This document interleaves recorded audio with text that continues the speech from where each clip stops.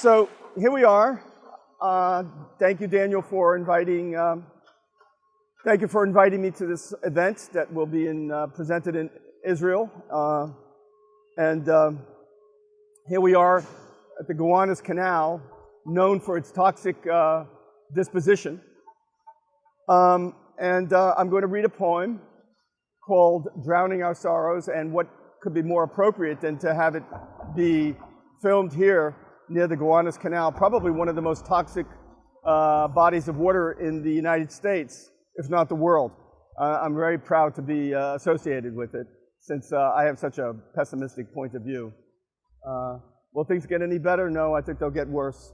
So let me read the poem, finally. Drowning Our Sorrows. So here's the thing, Daniel. Although I'm never quite sure what the thing is in your work, I have, pathetically speaking, tried to drown my sorrows. And I suspect you have too. And more significantly, the sorrows of the world in various bodies of water. In the last decade or so, in my case, in the Yellow Sea and the Sea of Japan. And with your helping hand, in the Hudson River, and you in the Bay of Naples. But for some reason, the source of the sorrow keeps floating back to the surface in dreams of aluminum and glass sculptures, so light, so enigmatic. Sometimes they seem to resemble a caress, or one soul whispering to another in the night, in the darkest cavern, in Hokusai's most tumultuous wave off the coast of Kanagawa, or in the wind.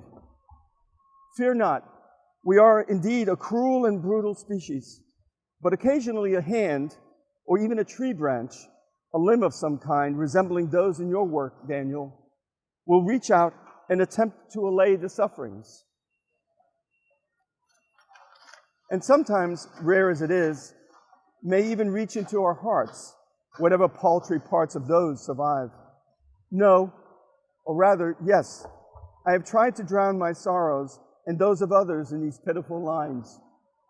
But I have never succeeded, full of anger as I am, and resentment, and despise of my so-called enemies. Not as you have, you who have proceeded without even the semblance of irony, nor any threatening gesture, a harsh word or caustic note, an ugliness of some kind, but instead have offered the world to the world, this orb so passionate and sometimes on fire, this world floating in air, crawling along the earth, and sometimes dumbly waving back at us from the sea. Yes, I know. We have lingered in the chambers of the sea, by sea girls wreathed with seaweed red and brown, till human voices wake us and we drown. But these black branches lost in the plum blossom tree, these awkward and untoward, even unseemly limbs, glistening on the lake and on the rivers and bays and sea, even on this canal. These fragments we have shored against our ruins. They must count for something, mustn't they, Daniel? You who were captive in Babylon, you who were thrown into the lion's den, you who will survive these ignominious verses.